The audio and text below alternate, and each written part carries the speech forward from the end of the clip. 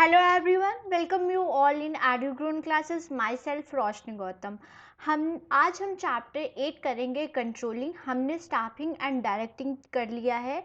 अगर आपने नहीं देखा तो आप जाके प्लेलिस्ट में जाइए और उसको देखिए, फिर आप कंट्रोलिंग में आइएगा. तो आपके सीक्वेंस में टर्म सेकंड में हमने स्टाफिंग फर्स्ट 6 चैप्टर, फिर 7 चैप्टर डायरेक्टिंग किया और फिर हम 8 चैप्टर कंट्रोलिंग करेंगे.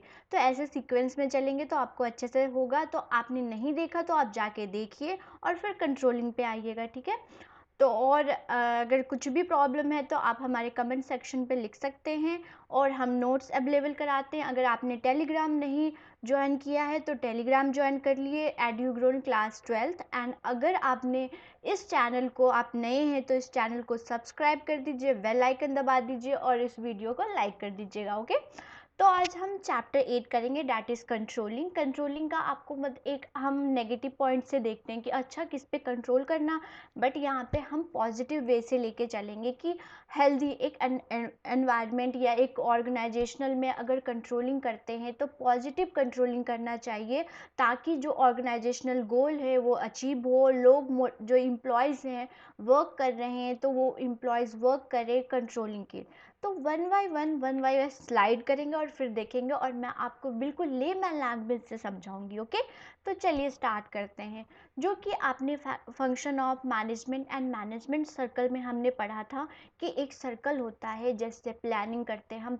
हमने प्लानिंग का चैप्टर कर लिया था. उसमें हमने बच्चों देखा था कि हम प्लान करते, फ्यूचर प्लान करते हैं. किसी भी अपने नोटबुक में लिखते हैं. आप लोग भी अपने एग्ज़ाम के लिए प्लान करते होंगे कि मुझे इतने परसेंटेज 40 आउट ऑफ 40 लेके आना है या कोई भी इतने परसेंटेज लाना है. तो आप एक प्लान करते हो, फ्यूचर प्लान्स होती हैं.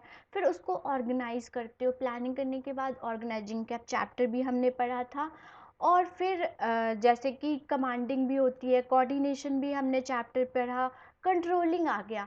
बच्चों कंट्रोलिंग जो होता है वो हमारा लास्ट स्टेप है और हमारा इस चैप्टर का या मैनेजमेंट सर्कल का बोला जाए तो लास्ट होता है. और फिर कंट्रोलिंग से फिर मैनेजमेंट में चला जाता है. तो एक इस चैप्टर में हम देखेंगे कि कंट्रोलिंग जो है वो मैनेजिंग से या प्लानिंग से, प्लानिंग से उन उन दोनों के बीच में रिलेशंस है, वो एक दूसरे से रिलेटेड है. क्योंकि कंट्रोलिंग किया हमने, जो प्लान किया और फिर लास्ट स्टेप में जो हमने प्लान किया क्या अचीव किया. अगर आपने 99% का प्लान किया था, गोल डिसाइड किया था, तो आपने जो जब आपका रिजल्ट आया तो क्या उस जो हमने प्लानिंग किया उसको अचीव कर पाए, तो वो होता है कंट्रोलिंग.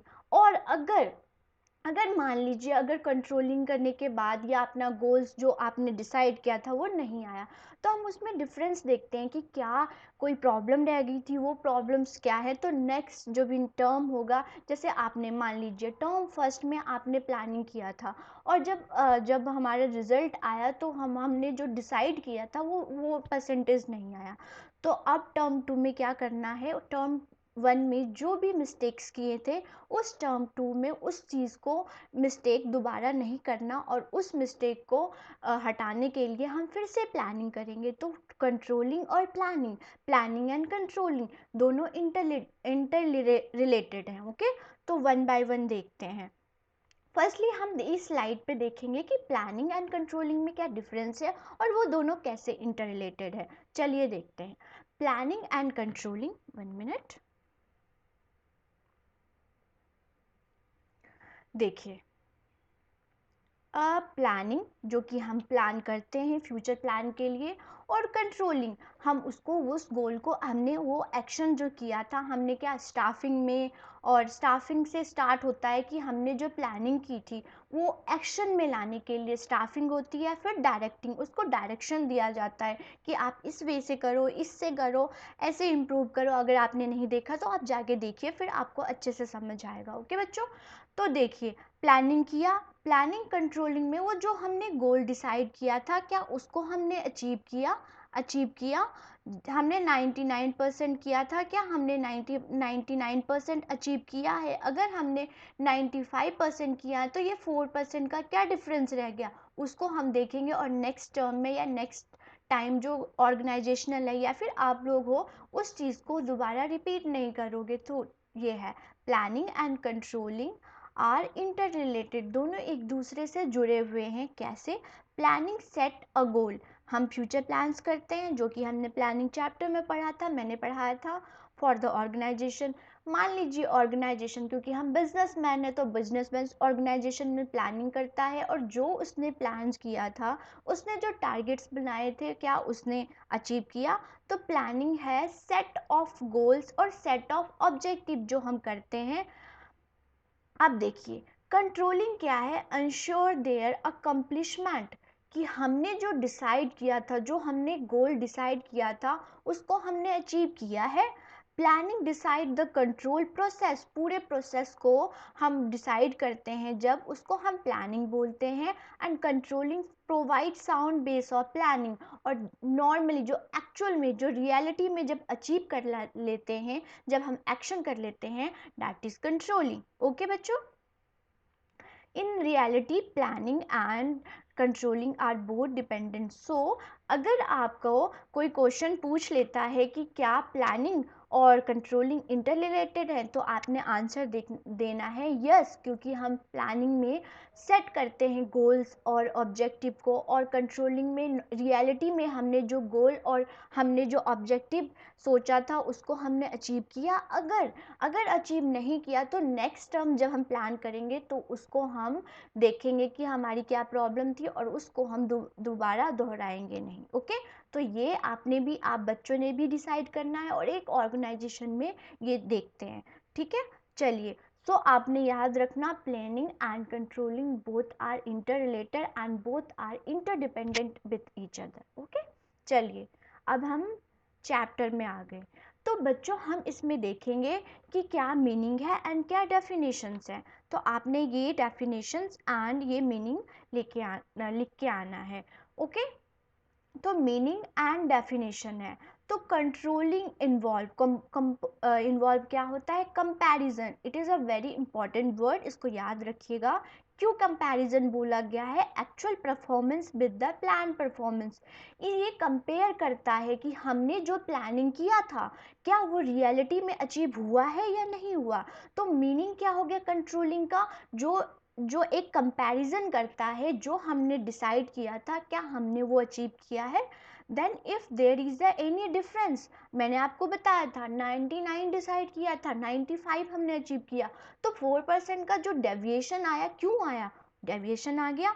डेविएशन और डिफरेंस मतलब क्या डिफरेंस हुआ? जो एक्चुअल और जो रियलिटी में थी, जो हमने परफॉर्मेंस डिसाइड किया। The reason for such difference, taking corrective measure or action to stop this reason so that they do not reoccur in future and reorganizational objective and fulfill the efficiently। मैं बहुत layman language से आपको समझाती हूँ। As a student, आपने term 1 में decide किया था मैंने 99% लेके आना है, बट आप एक्चुअल में जब रिजल्ट आया तो 95 आ गया, क्या कर सकते हैं। तो क्या हुआ? 4% का डिफरेंस हो गया।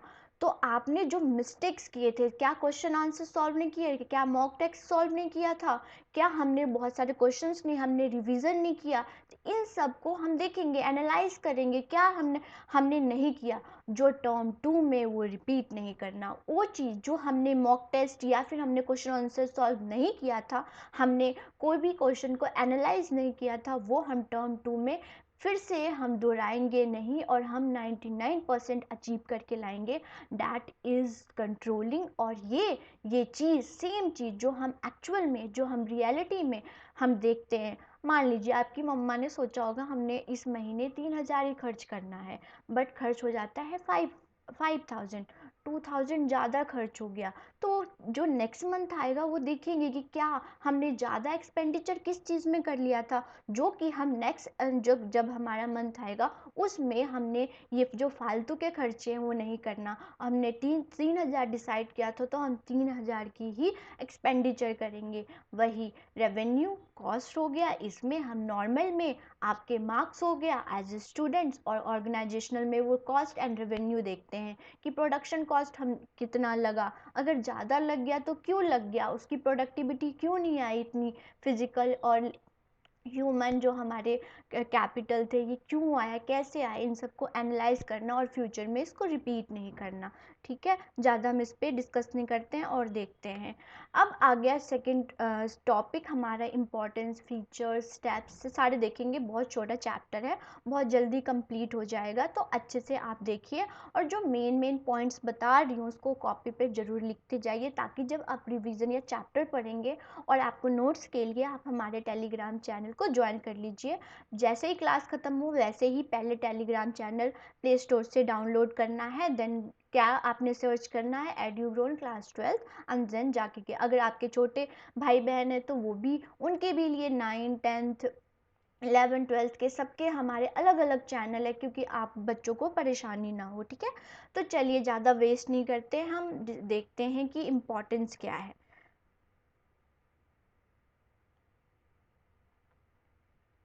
फर्स्ट है बच्चों, controlling help in achieving the organisational goal. जो कंट्रोलिंग है वो अचीव करना, वो मतलब हेल्प करता है कि हम अपने ऑर्गेनाइजेशनल गोल को अचीव करें। सेकंड है evaluating and judging accuracy of standard. Standard यहाँ पे क्या है, गोल्स को स्टैंडर्ड्स बोल रहे हैं। ठीक है, गोल्स को स्टैंडर्ड्स बोल रहे हैं। ठीक है, याद रखिएगा। तो हम इसमें एनालाइज करते हैं, जजमेंट करते हैं कि हमने जो स्टैंडर्ड डिसाइड किया था क्या हमने उसे अचीव किया है, तो ये हेल्पफुल करता है controlling. Making efficient use of resources. जब हम प्लानिंग करते हैं और जब हम कंट्रोलिंग करते हैं तो जो हमारे ह्यूमन रिसोर्सेज है, कैपिटल रिसोर्सेज है, फिजिकल रिसोर्सेज है, उसका प्रॉपर यूटिलाइजेशन हो। और ये तो बहुत फेवरेट लाइन है, तो हर चैप्टर में ही आ जाता है। ठीक है, इम्प्रूव द एम्प्लॉयज़ मोटिवेशन और कंट्रोलिंग। अगर हम पॉजिटिव कंट्रोलिंग करते हैं तो इसमें हमने डायरेक्टिंग में देखा था जो 4 एलिमेंट था, जो element, one of the element था मोटिवेशन, और एक ऑर्गेनाइजेशनल में मोटिवेशन बहुत ज़रूरी है। तो ये क्या करता है, मोटिवेशन को इम्प्रूव करने में हेल्प करता है कंट्रोलिंग। ओके, फिफ्थ है facilitating the coordination in action. जब हम कंट्रोलिंग करते हैं तो एक दूसरे से कोऑर्डिनेट करता है, और जो भी मैनेजमेंट सर्कल में जो भी हमारे जो भी स्टेप्स हैं, प्लानिंग हो गया, कोऑर्डिनेशन हो गई, ऑर्गेनाइजेशन हो, स्टाफिंग हो गई, और हमने क्या पढ़ा, डायरेक्टिंग पढ़ा, और हम कंट्रोलिंग पढ़ रहे हैं, सबका मेन मोटिव क्या है, proper utilization of resources, motivation करना और कोऑर्डिनेशन बना के। अगर एक ऑर्गेनाइजेशन में कोऑर्डिनेशन नहीं होगा तो वो ऑर्गेनाइजेशनल गोल अचीव नहीं होगी। तो कोऑर्डिनेशन और एफिशिएंट यूज़ ये तो हमें आता है, ये दो तो हमें बिल्कुल ही आता है। सिक्स्थ है इंश्योरिंग ऑर्डर और डिसिप्लिन। जब हम पॉजिटिव, देखिए कुछ किसी चीज़ को अगर फोर्सली कंट्रोल किया जाए तो वो नेगेटिव टर्म्स में लिया जाता है। हम यहाँ पॉजिटिव हेल्दी कोऑर्डिनेशन देखेंगे, हेल्दी कंट्रोलिंग देखेंगे। तो इसको क्या होता है, ऑर्डर मानना, मतलब हेल्दी वाला ऑर्डर मानना, और डिसिप्लिन। इसकी वजह से क्या होगा कि जो भी हमने, जो वर्कर वर्क कर रहे हैं वो डिसिप्लिन में वर्क करेंगे, जितना टाइम उनको बताया गया उतने टाइम पे आएंगे, जितना वर्क बोला गया है वो उतने वर्क करेंगे। तो कंट्रोलिंग इन सब चीज़ों में अचीव करने में हेल्प करता है। अब चलिए वन बाय वन देख लेते हैं। तो मैं आपको ऐसे लाइन टू लाइन पढ़ाऊंगी नहीं, आप बोर हो जाओगे, इसलिए मैं आपको वर्बली समझा रही हूँ, आप ध्यान से समझिए। तो बच्चों फर्स्ट पॉइंट क्या है, controlling help in achieving the organisational goal. Organisational goal को अचीव करने के लिए कंट्रोलिंग हेल्प करता है। For evaluating and judging the accuracy of standard. Standard जो हमने गोल्स वो बनाया था, क्या हमने उसको अचीव किया, तो अचीव करने के लिए जो स्टेप बाय स्टेप स्टैंडर्ड्स बनाए थे उसको अचीव करने के लिए कंट्रोलिंग हेल्प करता है। Okay, making efficient use of resources. अगर रिसोर्सेज को प्रॉपर यूज़ करना है, मिसमैनेजमेंट नहीं करना है, वेस्टेज नहीं करना, तो कंट्रोलिंग बहुत अच्छा एलिमेंट है। फोर्थ है इम्प्रूव द एम्प्लॉयज़ मोटिवेशंस। लोगों को प्रमोट करना, एम्प्लॉयज़ को मोटिवेट करना, उसको पंप अप करना, हेल्दी एनवायरनमेंट बनाना, तो इसमें कंट्रोलिंग बहुत। Facilitating the coordination. एक ऑर्गेनाइजेशनल में लोग एक दूसरे से कोऑर्डिनेट करें, उनका मेन मोटिव होना चाहिए, एक इंटरेस्ट होना चाहिए, एक गोल होना चाहिए। इंडिविजुअल गोल और इंडिविजुअल इंटरेस्ट नहीं होना चाहिए। तो कोऑर्डिनेशन बनाने में जो कंट्रोलिंग है वो हेल्प करता है। Ensuring the order and discipline. एक ऑर्गेनाइजेशनल में एक डिसिप्लिन बन के रहे तो कंट्रोलिंग हेल्प करता है, हमने देख लिया। अब हम नेक्स्ट टॉपिक पे देखेंगे, चलिए। अब है नेचर ऑफ कंट्रोलिंग, और अगर नेचर आए या फिर फीचर आए तो आपने यही पॉइंट्स लिखना है। इसमें सिर्फ पॉइंट्स लिखे हैं। जब हम ऐसे डायग्राम्स बनाते हैं या फ्लो चार्ट में बनाते हैं तो हमारा आप क्या करिएगा, ये सारे पॉइंट्स को एक पेज पे लिख के या एक चार्ट पे लिख के, जो भी टर्म टू में कितने भी जितने भी पॉइंट्स हैं, चाहे वो स्टाफिंग के हो, कोऑर्डिनेट डायरेक्टिंग की हो, कंट्रोलिंग की हो, फाइनेंशियल मैनेजमेंट की हो, जो भी इंपॉर्टेंट टर्म्स जैसे स्टैंडर्ड्स हो गया, तो स्टैंडर्ड्स को क्या करते हैं, गोल, कोऑर्डिनेटिंग डायरेक्टिंग को एक वर्ड्स क्या कहते हैं, स्टाफिंग को एक वर्ड्स, मैंने बहुत अच्छे से समझाया, उसको आप प्लीज़ जाके वॉच कीजिए, आपको बहुत अच्छा और आपकी नॉलेज इंक्रीज होगी।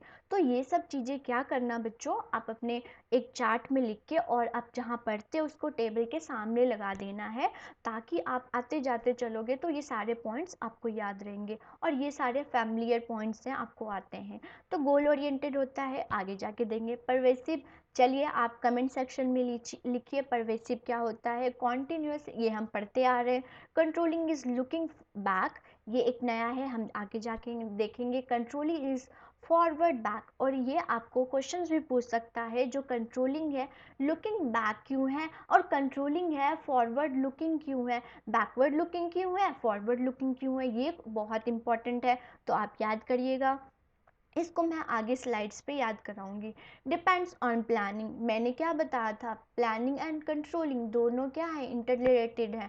तो क्या है, कंट्रोलिंग क्या होता है, प्लानिंग पे डिपेंड होता है।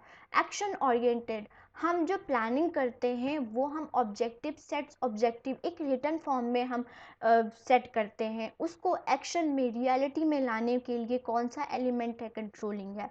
प्राइमरी फंक्शन, इसका मेन मतलब किसी चीज़ का मेन फंक्शन जो होता है, आप बच्चों का मेन प्राइमरी फंक्शन क्या है, पढ़ना है, स्टडी करना है। वैसे ही एक ऑर्गेनाइजेशनल में प्राइमरी फंक्शन मैनेजमेंट का क्या है, कंट्रोलिंग है।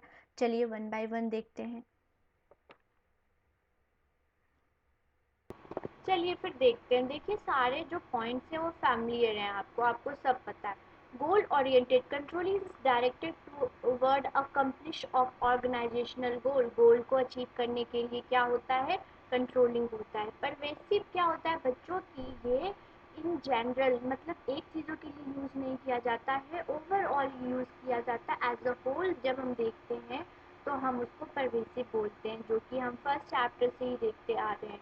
Controlling is essential function for every manager, और एवरी जब आ जाए तो परवेसिव होता है। कॉन्टिन्यूस, ये एक एक दिन का काम नहीं है, ये डेली का काम है, हर वक्त का टाइम है, हर आवर्स का टाइम है, तो ये चलता रहता है, मतलब डे बाय डे चलता रहता है, तो ये है कंट्रोल। ओके, फोर्थ हम देखते हैं, फोर्थ क्या है।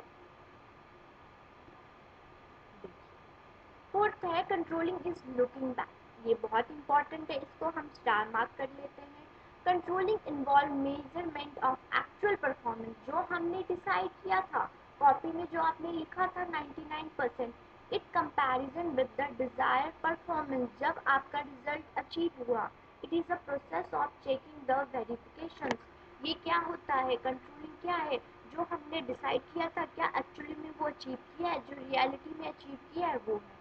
फिफ्थ क्या है, continuous, controlling is forward looking, हम बैकवर्ड लुकिंग भी देखते हैं, हमने हमने क्या दिखा, हमने जो सोचा था उसको अचीव किया, हम लुक बैक कर रहे हैं तो वो गया लुकिंग बैकवर्ड। और फॉरवर्ड कैसे है, अगर कोई मिस्टेक्स हुआ, अगर 4% का डेविएशन हुआ, तो हम टर्म टू में उस चीज़ को अब रिपीट नहीं करेंगे, तो वो क्या हुआ, फॉरवर्ड लुकिंग। बैकवर्ड लुकिंग क्या है, हमने जो डिसाइड किया था उससे कंपेयर किया एक्चुअल रिजल्ट का, वो क्या आया, फिर हम जो उस चीज़ को, जो हमारा डिफरेंस आया, जो प्रॉब्लम आई, उसको हम रिपीट नहीं करेंगे, तो क्या हुआ, वो फॉरवर्ड लुकिंग। समझ आ गया बच्चों इसको। फ्यूचर, फ्यूचर में हम ये देखते हैं तो फॉरवर्ड, और जब हम एक्चुअल जो प्लानिंग किया था वो बैकवर्ड प्लानिंग वाला। Improve future result, term two का जो आपका रिजल्ट होगा उसको अचीव करने के लिए।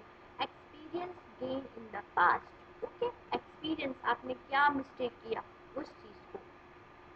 सिक्स है डिपेंड्स ऑन प्लानिंग, जो कंट्रोलिंग है बच्चों वो किस मतलब इंटर रिलेटेड है, डिपेंडेंट है, किस पे डिपेंडेंट है, प्लानिंग पे डिपेंडेंट है। ओके, तो it presuppose existence of planning, because without planning no control is possible। अगर प्लानिंग नहीं करेंगे तो कंट्रोलिंग जो है वो पॉसिबल नहीं है। एक्शन ओरिएंटेड कैसे है? Control has no meaning if no corrective action is taken, so simply time should be taken to prevent the deviations. मतलब क्या है? एक्चुअल में रियलिटी में जब हम जो चीज करते हैं, हमने रिजल्ट को एनालाइज किया, हमने क्यों नहीं उस रिजल्ट को अचीव किया, तो वो चीज एक्चुअल एक्शन में हम रियलिटी में कर रहे हैं, तो वो क्या है? वो कंट्रोलिंग है। ठीक है, आपका मेन मोटिव क्या है बच्चों? पढ़ना है। तो ऑर्गेनाइजेशनल का मेन प्राइमरी फंक्शन क्या है? मैनेजमेंट का क्या है? Controlling is the perform at all level in all. हमने लेवल्स पढ़े थे, और top level, medium level, small level, lower level. तो इन सब में जो प्राइमरी फंक्शन क्या है? कंट्रोलिंग है। Okay, bring back management cycle back to the planning. इसमें क्या होता है? प्लानिंग से स्टार्ट करते हैं, कंट्रोलिंग तक आते हैं, और फिर हम कंट्रोलिंग में जो हमने अचीव नहीं किया, तो हम फिर से प्लानिंग से स्टार्ट करते हैं। आपने टर्म फर्स्ट में जो मिस्टेक किया, ठीक है, फिर हम प्लानिंग करेंगे, फिर जब टर्म टू का जब रिजल्ट आएगा, फिर वो हमारा क्या हो जाएगा? कंट्रोलिंग हो जाएगा। तो ये सर्कल चलता रहता है। देखिए, जो कंट्रोलिंग है बच्चों, वो हर लेवल पे ज़रूरत होता है। ज़रूरी नहीं कि हमने अभी पढ़ा था ना, परवेसिव कॉन्टिन्यूस प्रोसेस, तो ये चीज़ है। जब हम टॉप मैनेजर लेवल पे जाते हैं, तो सेट ऑब्जेक्टिव कहते हैं, scan environment, plan and make decision करते हैं। ओके, फिर मिडल लेवल पे आते हैं, allocate the resources, oversee the first line manager, जो जो जो मतलब इसके बाद जो आ गया उसको देखते हैं। Report to the top management, develop and implement the activity. इन मतलब देखिए, टॉप का क्या है? ऑब्जेक्टिव डिसाइड करना, वो एनवायरनमेंट को स्कैन, एनवायरनमेंट को, ऑर्गेनाइजेशनल नीड्स को देखते हैं, फिर प्लानिंग करते हैं, डिसीजन करते हैं। फिर मिडल लेवल आ जाता है, जो कि एलोकेट द रिसोर्सेज। टॉप का क्या है? मेन ऑब्जेक्टिव बना लेना। फिर मिडल का क्या है? एक्चुअल में वर्क करना, एलोकेट करना रिसोर्सेज का। ठीक है, फर्स्ट लाइन मैनेजर हो गया। रिपोर्ट द टॉप मैनेजमेंट, इसको कोई भी चीज़ इसमें नहीं अचीव हुआ तो इसका रिस्पॉन्सिबल कौन होगा? मिडल लेवल होगा।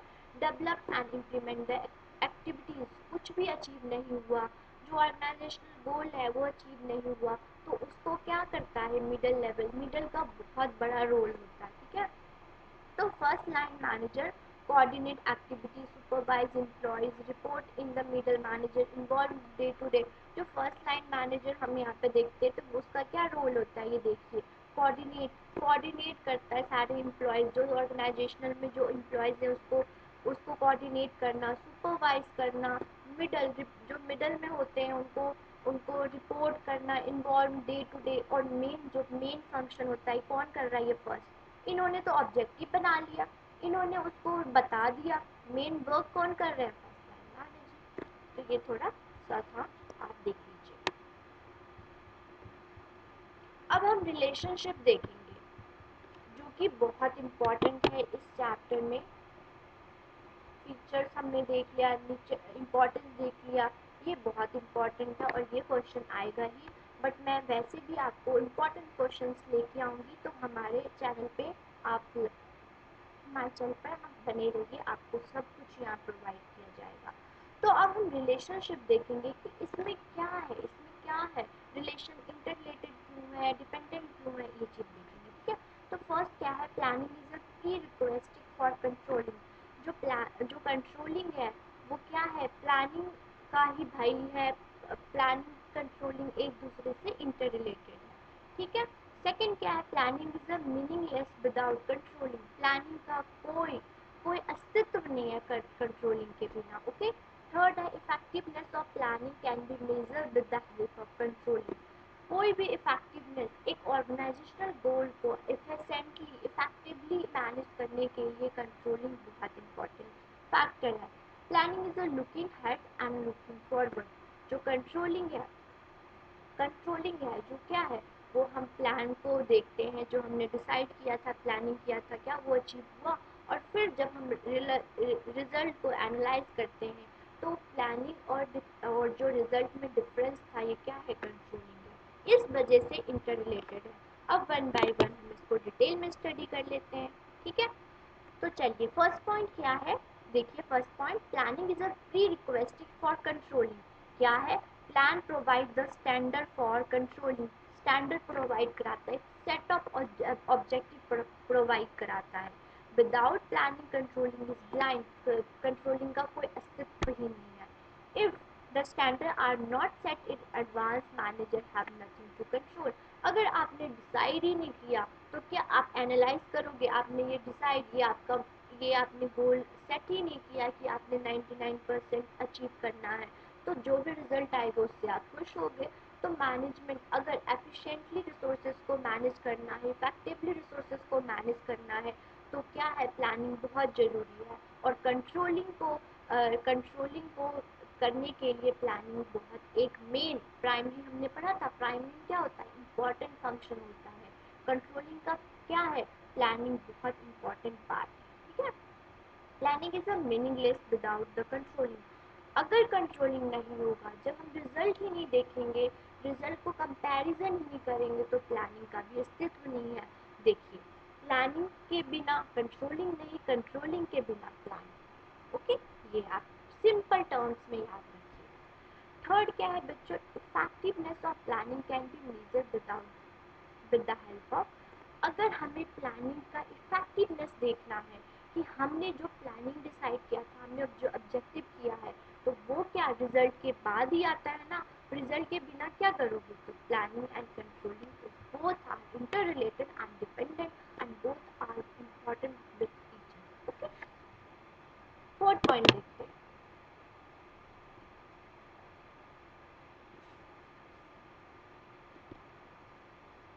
प्लानिंग इज लुकिंग अहेड, बहुत बहुत बार आएगा और ये क्वेश्चन आपको यही एज इट इज आपको पूछ लेंगे। And controlling is looking back. क्यों? क्योंकि प्लानिंग में हम फ्यूचर प्लान्स बनाते हैं। अभी हम बनाएंगे टर्म 2 का प्लान कि हमने 99% अचीव करना है। और कंट्रोलिंग हम बैक देखते हैं, हमने 99, जब हमें आपका टर्म 2 का रिजल्ट आ जाएगा, तो आपने जो प्लानिंग किया था, क्या वो एक्चुअल में रिजल्ट आया है? वो क्या है, इसलिए हम इसको लुकिंग बैक कहते हैं, ठीक है। प्लानिंग, कंट्रोलिंग, यहाँ पे बहुत सारे कोऑर्डिनेशन आ जाएंगे, स्टाफिंग आ जाएंगे, डायरेक्टिंग आ जाएंगे, सारे आ जाएंगे। फिर यहाँ पे है कंट्रोलिंग, ठीक है। हमने प्लानिंग किया कि हम 99% लाएंगे, जब रिजल्ट आ गया तो कंट्रोलिंग में हम लुकिंग बैक देखेंगे, जो हमने 99% सोचा था वो आया है, इसीलिए इसको लुकिंग बैक कहते हैं, okay. Planning is a future oriented, हम फ्यूचर में क्या अचीव करेंगे उसको डिसाइड करना is planning. Looking is advance and making policy for the maximum utilization of resources in future, that is why it is a consider as a forward looking. Planning का देखो ये meaning भी है। जब आपको इंटर रिलेटेड बच्चों आएगा तो आपने क्या करना है, पहले क्या है, प्लानिंग, प्लानिंग की मीनिंग लिखना है, और ये मीनिंग सिंपल टर्म्स में आपने यहाँ से यहाँ तक लिख देना है। फिर आपने क्या करना है, कंट्रोलिंग की मीनिंग लिखना है। Controlling will look back to performance which is already achieve by the employees and compare it with the plans. हमने जो रिजल्ट लिया उसको हम जो हमने प्लानिंग किया उससे कंपैरिजन करना इस कंट्रोलिंग। फर्स्ट स्लाइड में भी था मीनिंग, और इसको भी आप लिख सकते हो सिंपल टर्म्स में। उसके बाद आपने क्या करना है, ये सारे पॉइंट्स लिख डालना, ठीक है, कि इस वजह से ये दोनों इंटर रिलेटेड है। क्वेश्चन वैसे मैं आपको कराऊंगी, बस आप लोग स्मार्ट हो तो पहले से ही बता देती हूँ, ठीक। अब देखिए, ये है स्टेप्स, क्या प्रोसेस होता है एक कंट्रोलिंग का, वो देखेंगे। और ये भी बहुत इंपॉर्टेंट टॉपिक है, ठीक है बच्चों, ध्यान से पढ़िएगा इसको भी। क्या क्या स्टेप बाय स्टेप क्या देखेंगे, जैसे मैंने इसे स्लाइड बनाया, जैसे मैंने डायग्राम फ्लो चार्ट बनाया, बच्चे आप भी जो चैप्टर्स हो वैसे मैं आपको बताऊंगी कि कैसे क्वेश्चंस अटेम्प्ट करने हैं आपको एग्जाम में, और वैसे करके आइएगा। क्योंकि अगर कभी कभी क्या होता है कि हमें क्वेश्चंस आते हैं बट हम अटेम्प्ट करके अच्छे से नहीं आते, तो हमारा जो मार्क्स होता है वो डिडक्ट हो जाता है। इसीलिए एक प्रेजेंटेशन आना भी चाहिए। आपको ये नहीं कि आपको नॉलेज ही आना चाहिए, नॉलेज के साथ साथ आप उस क्वेश्चन को प्रेजेंट कैसे करते हो ये बहुत इंपॉर्टेंट है। नॉलेज के साथ जब प्रेजेंटेशन जुड़ जाता है तो आपके बहुत अच्छे आएंगे। तो प्रेजेंट कैसे करना है वो भी हम देखेंगे। तो फर्स्ट क्या है बच्चों, setting performance standard, goals. Goals को हमने करा, मतलब सेट किया, ऑब्जेक्टिव्स को सेट किया, that is setting performance. Second step क्या आता है, मेजरमेंट ऑफ एक्चुअल परफॉर्मेंस।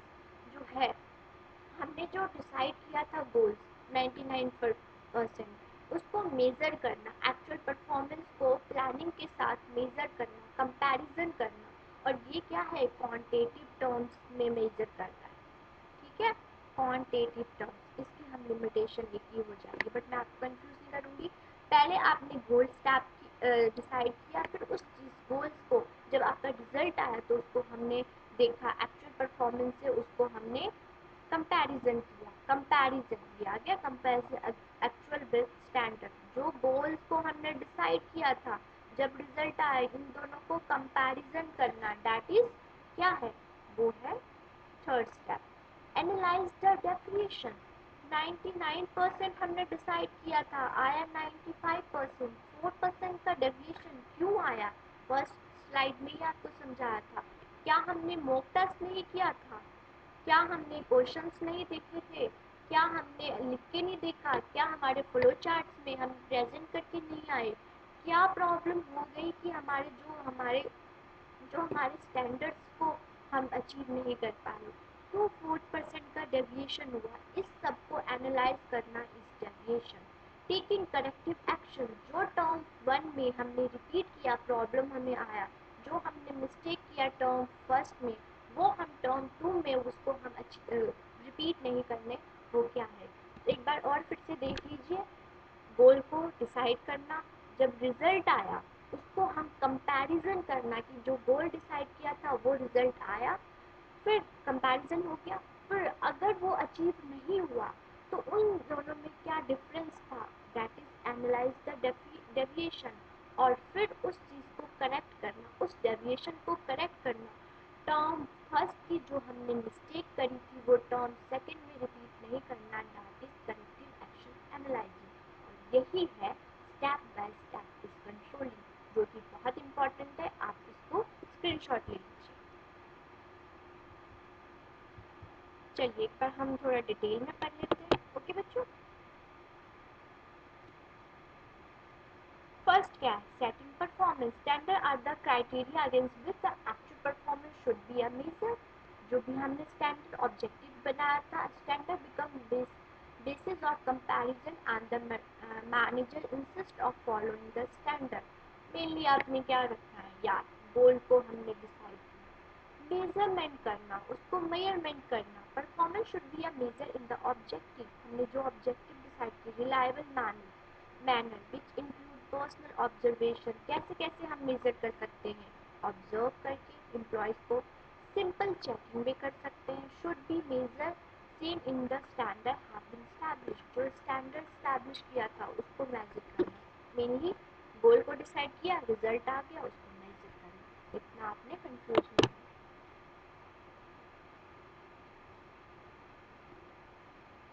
चलिए, कंपैरिजन एक्चुअल परफॉर्मेंस विथ। जो हमने 99% सोचा था वो क्या हमने अचीव किया, दैट इज कंपैरिजन। ठीक है, आप पढ़ लीजिएगा, नोट्स प्रोवाइड करा देंगे आपको। तो एनालाइज द डेविएशन। 4% का जो डेविएशन आया, क्यों आया, क्यों देखना।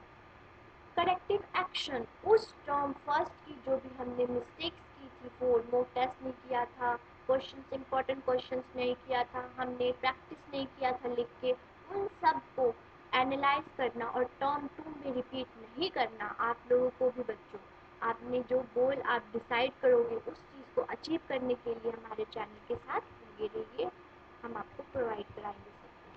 अब लास्ट टॉपिक क्या आ गया, लिमिटेशन ऑफ कंट्रोलिंग। क्या क्या इसकी प्रॉब्लम है, कंट्रोलिंग नेगेटिव है। नेगेटिव अगर हम कंट्रोलिंग करते हैं तो जो हमारे ऑर्गेनाइजेशनल गोल है वो अचीव नहीं होता।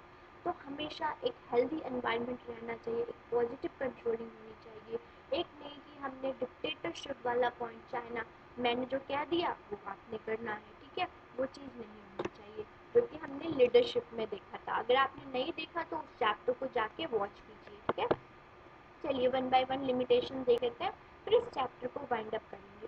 फर्स्ट है difficulty is setting the quantitative standards. हम देखिए, हम यहाँ पे ऑब्जर्व किसको कर रहे हैं, ह्यूमन रिसोर्सेज को ऑब्जर्व कर रहे हैं। तो वो क्वालिटेटिव है, और क्वालिटेटिव को क्वांटिटेटिव टर्म में मेजर करना इज वेरी डिफिकल्ट। देखिए, it's effective when standard performance can not be defined in quantity. जब देखिए, अगर नंबर के टर्म्स में हो तो ये तो हो जाएगा, कितना है क्या है, तो हम इसको मेजर कर सकते हैं।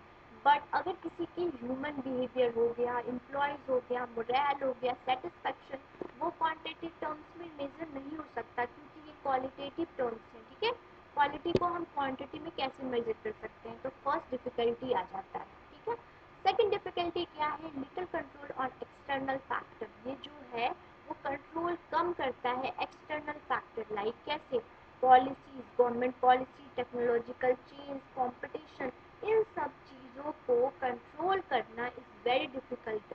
हमने एनवायरमेंटल वो देखा था, एनवायरमेंटल ऑर्गेनाइजेशन, जिसमें हमने इंटरनल और एक्सटर्नल कंट्रोल्स देखे थे।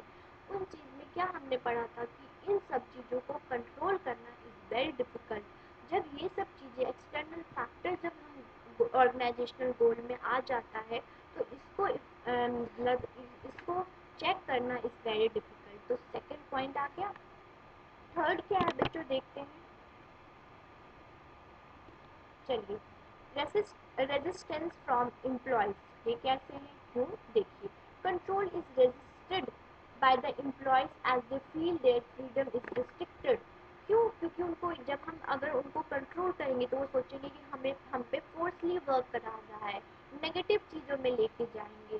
तो may resist and go against the use of camera to observe them mutuality. ठीक है, तो क्या है ये, जो एम्प्लॉयज़ हैं बच्चों, एम्प्लॉयज़ क्या लेते हैं, नेगेटिव टर्म्स में ले लेते हैं, और नेगेटिव टर्म्स में लेंगे तो वो कहेंगे नहीं हम नहीं करेंगे, और फिर वो जॉब छोड़ के जा सकते हैं, या यूनियन बना के ऑर्गेनाइजेशन को धमका सकते हैं। तो यूनियंस वगैरह क्या होते हैं, तो हमेशा बहुत बहुत अच्छे तरीके से देख के कंट्रोलिंग करना चाहिए, ताकि जो एम्प्लॉयज़ है वो भटके नहीं, वो फोर्सली फील ना करे। हमेशा एक हेल्दी कंट्रोलिंग होनी चाहिए, पॉजिटिव टर्म्स में होना चाहिए। ओके, फोर्थ है कॉस्टली। कॉस्टली क्यों है, क्योंकि इसमें बहुत सारा टाइम इन्वॉल्व होता है, लॉट ऑफ एक्सपेंडिचर, क्योंकि हम एम्प्लॉयज़ को, सुपरवाइजर को अपॉइंट करते हैं, टाइमिंग, कंट्रोलिंग में टाइमिंग लगता है, एफर्ट्स लगते हैं, ह्यूमन जो एफर्ट्स होते हैं, वो small entrepreneurs can not offer to install expensive control system. जो small organisation, small scale industries होती हैं, उनको कंट्रोलिंग का जो भी ये चीज़ होता है, एक्सपेंडिचर, सुपरवाइजर को अपॉइंट करना, ये सारी चीज़ पॉसिबल नहीं है, तो कॉस्टली भी देख सकते हैं।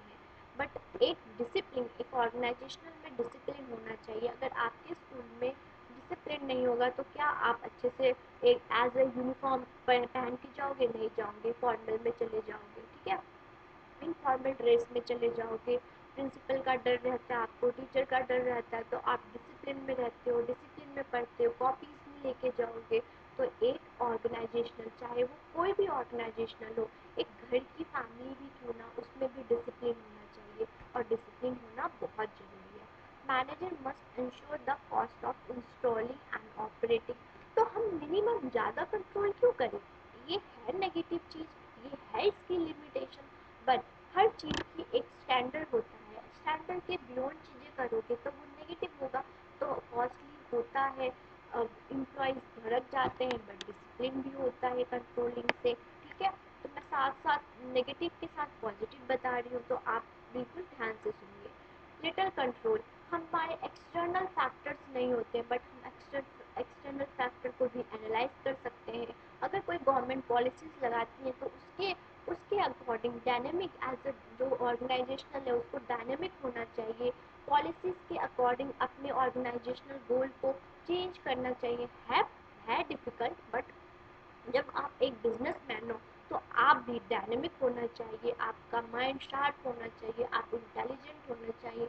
आपने एम बी ए से क्यों कहते हैं ना वो करो, मैनेजमेंट एम बी ए क्यों करो, क्योंकि वहाँ पे सिखाया जाता है कि एज अ, अगर आप बिजनेसमैन वर्क करते हो तो आपको क्या क्या चीज़ फेस होने पाए, है लिमिटेशन, बट मेरे ख्याल से जो कंट्रोलिंग है वो एक ऑर्गेनाइजेशन में होना चाहिए। इसकी जो पॉजिटिव चीज़ है ज़्यादा है और नेगेटिव चीज़ है कम है। बट आपके क्वेश्चंस अगर आते हैं तो आप ये पॉइंट्स लिख के आओ। ओके बच्चों।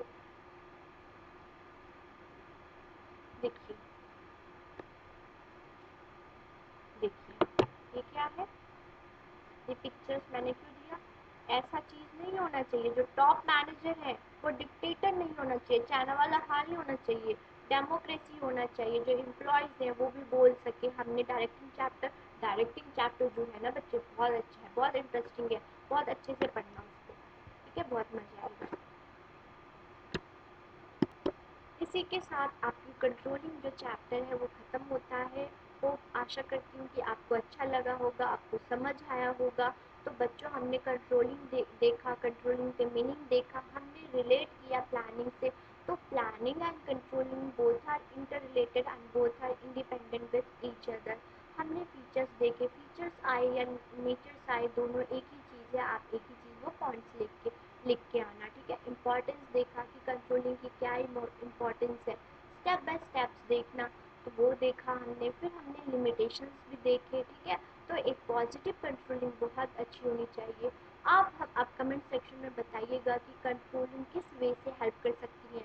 ये तो आपके बुक्स हो गए या मैम ने आपको प्रोवाइड करा दिया। एज ए स्टूडेंट्स अगर फ्यूचर में आप बिजनेसमैन बनते हो तो आपके व्यू पॉइंट्स क्या हैं, आप प्लीज़ कमेंट सेक्शन में लिखिएगा। मैं आपके सारे व्यू पॉइंट्स करूँगी, और जो भी अच्छा, जिसका भी आंसर अच्छा होगा वो जब मेरी नेक्स्ट क्लास होगी तो मैं उसको प्रेज़ भी करूँगी, ठीक है। तो आप लोग ज़रूर देखिएगा कि एज अ फ्यूचर में आप लोग बिजनेसमैन बनेंगे तो आपकी क्या प्लानिंग है। अगर कोई कंट्रोलिंग करता है तो उसकी पॉजिटिव और नेगेटिव पॉइंट्स क्या हैं, या प्लीज़ लिखिएगा। तो हम यहीं पे इस चैप्टर को फिनिश करते हैं।